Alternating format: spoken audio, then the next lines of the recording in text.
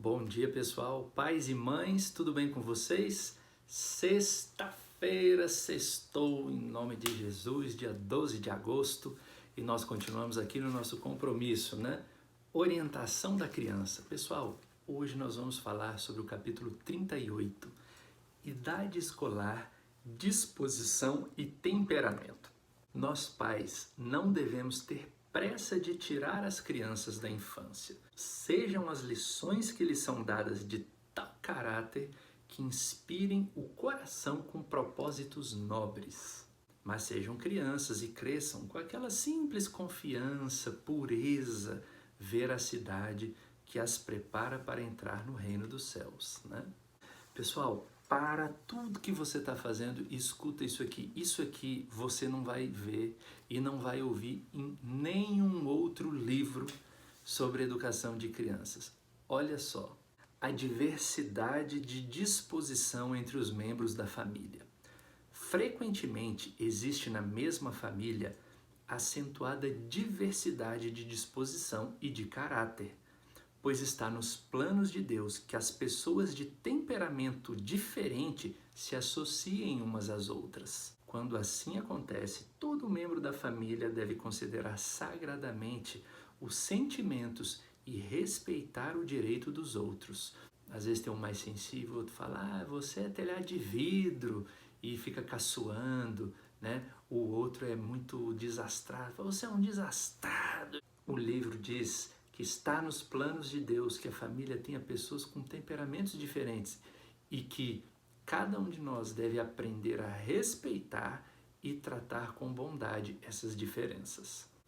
Dessa maneira será cultivada a consideração mútua, a paciência pelo diferente, né? E os preconceitos serão diminuídos e aplainadas as arestas do caráter. Pode-se alcançar a harmonia e a fusão dos vários temperamentos na família pode ser um benefício para cada um. Então, pessoal, diferente do que você sempre pensou, aqueles jargões, né? Fulano é muito diferente, eu tenho filhos extremamente diferentes. Isso está nos planos de Deus, porque dentro de casa você já aprende o respeito ao diferente, a paciência e a trabalhar em conjunto mesmo com o diferente. Sensacional, né? Precisamos estudar a disposição das crianças, as tendências, os traços de caráter. E essa obra não requer violência, rispidez. Lembra que já falamos? Violência e rispidez não são aprovados por Deus para lidar com as crianças.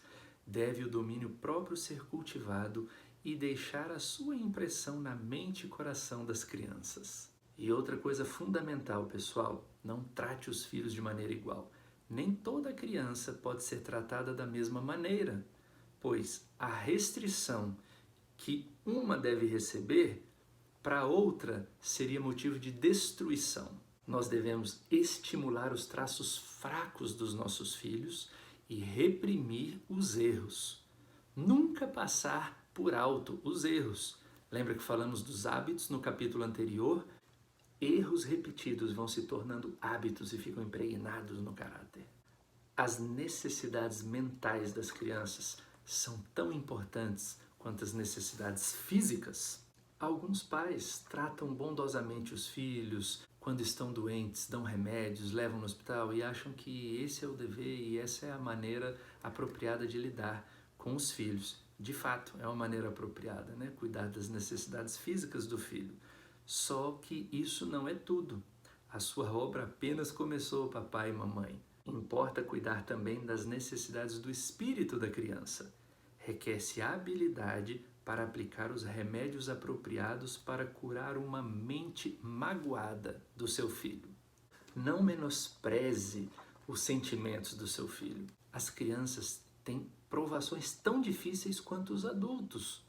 E aí, quando as crianças erram e fazem coisas que os pais discordam, muitas vezes eles vêm irados, irritados, né, com exigências frenéticas. E esses pais não entendem que as crianças também estão passando por provações. Nós devemos também animar a amabilidade dos nossos filhos.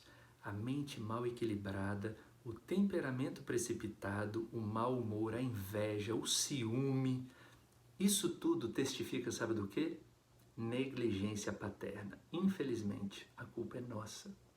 E esses maus traços se tornam infelicidade para as crianças. Quantos criam dificuldades onde quer que vão e em tudo que eles se empenham, tudo que eles fazem? Algumas crianças precisam de um cuidado maior. E essas crianças são aquelas que herdaram traços de caráter e de temperamento muito mais desafiador. Essas precisam de mais simpatia e amor da parte dos pais e da parte dos tutores que participam da educação da criança. Mediante um trabalho perseverante, essas crianças podem ser reinseridas a um trabalho maravilhoso para o nosso Deus. Se você tem um filho abençoado e de temperamento desafiador, não desanime, mas preste atenção. Não deve haver ordens dadas em alta voz, palavras iradas, descorteses, descuidadas, nem expressões ásperas, severas ou sombrias. Auxiliai os seus filhos que têm mais dificuldade, manifestando perdão e simpatia. Fortalecei-os com palavras amoráveis e ações bondosas, a fim de que vençam seus defeitos de caráter. Pessoal, e aqui vai uma observação. Se você tem um cônjuge, obviamente vocês já passaram por algum tipo de desentendimento ou por algum ponto de discordância, onde um brigou com o outro. Você já viu, dentro de um relacionamento de adultos, um cônjuge ser bravo, irado com o outro e esse outro mudar e nunca mais ter esse tipo de comportamento que gerou a raiva no outro? Não existe. Com criança é assim também. Você deve ser amável, manifestar perdão e simpatia. Nós, pais e mães, podemos ensinar mais do que pensamos. Tão logo a mãe e o pai amem a Jesus, devem educar os filhos para ele. Podeis educar a disposição da criança nos seus primeiros anos muito mais do que pensam.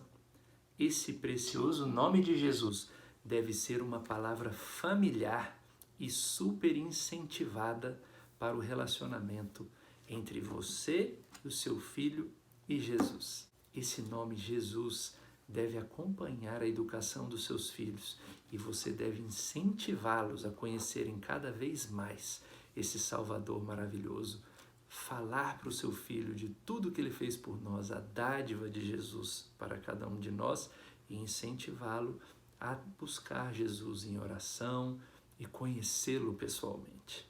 Pessoal, fique com Deus. Esse foi o nosso capítulo de sexta-feira.